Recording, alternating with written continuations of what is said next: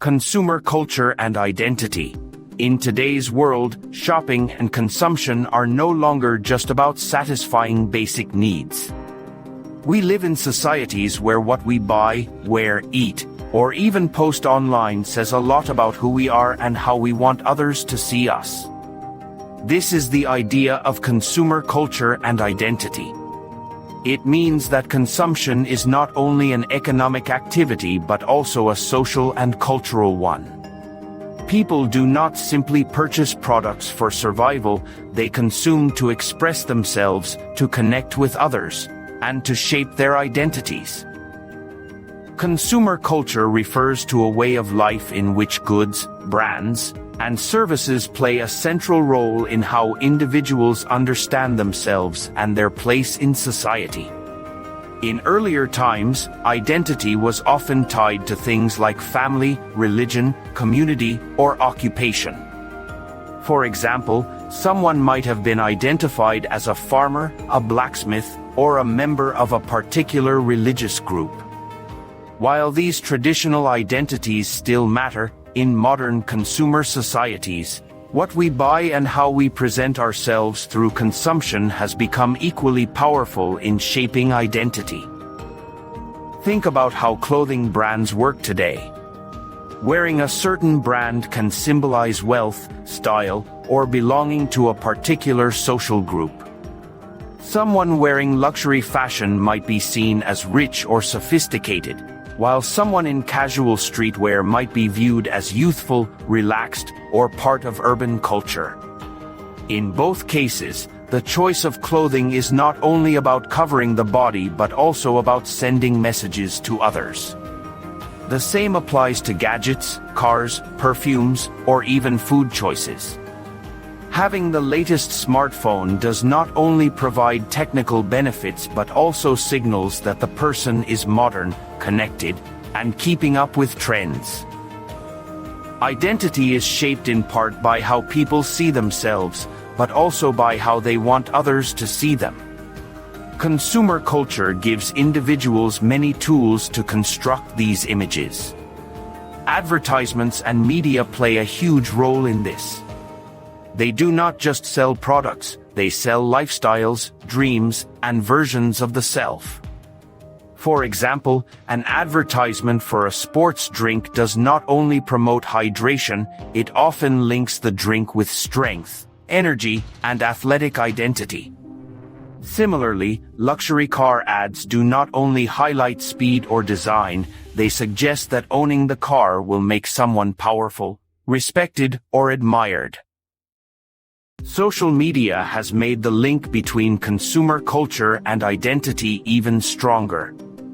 On platforms like Instagram, TikTok, or Facebook, people often share images of their lives that highlight what they consume. Food in fancy restaurants, vacations in exotic locations, stylish outfits, or new gadgets. These choices are carefully curated to build a certain identity, whether it is adventurous, fashionable, intellectual, or glamorous. In this way, consumer culture has moved beyond physical products and entered the digital world, where even experiences and images are consumed and displayed as identity markers. However, this connection between consumer culture and identity has both positive and negative sides. On the positive side, consumer culture allows people to experiment with who they are. Someone can try out different styles, join new cultural groups, or express creativity through fashion, art, or digital content.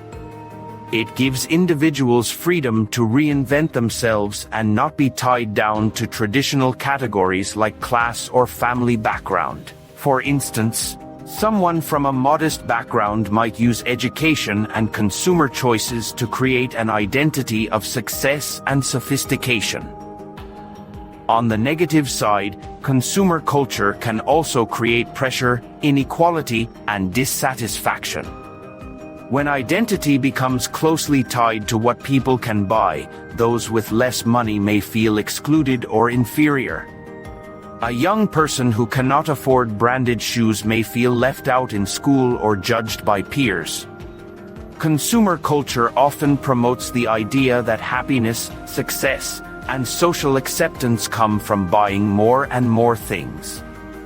This can lead to endless competition, debt, and frustration because there will always be newer products, changing trends, and social comparisons. Another important point is that consumer culture is not the same everywhere, but globalization has spread it across the world. For example, people in Asia, Africa, Europe, and the Americas may all use the same global brands like Apple, Nike, or Coca-Cola, and these brands create a shared consumer identity. At the same time, local cultures influence how products are consumed. A global fast food chain may adapt its menu to match the tastes of each region while still promoting a modern, international identity. This mix of global and local consumption shows how identity today is shaped by both worldwide influences and unique cultural traditions. Critics argue that consumer culture reduces identity to something shallow, where people are valued more for what they own than for who they truly are. Instead of being based on character, community, or moral values, identity becomes linked to products and appearances. This can make relationships less genuine, as people might focus more on showing off their possessions than on building meaningful connections. At the same time, consumer culture is so deeply woven into society that it is hard to separate identity from consumption. Philosophers and sociologists remind us that we should be critical of how consumer culture shapes identity. It is important to recognize the ways in which advertising and media influence our desires and choices. At the same time, consumer goods are not meaningless. They are powerful symbols that people use to tell their stories. What matters is finding balance, using consumption to express creativity and individuality without letting it fully control one's sense of worth. In conclusion, consumer culture and identity are closely linked in modern life. What we buy, wear, and display is no longer only about utility but also about communication and self-expression. Consumer culture gives us freedom to shape our identities, experiment with lifestyles, and connect with global trends. At the same time, it creates pressure, inequality, and endless cycles of consumption. Understanding this relationship helps us see the world more clearly and make thoughtful choices about who we are and how we want to be seen.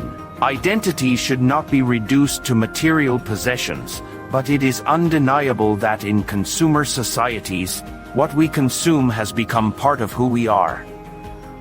If you enjoyed this explanation and want to learn more about sociology, culture, and how society shapes us, please like this video and subscribe to the channel for more content.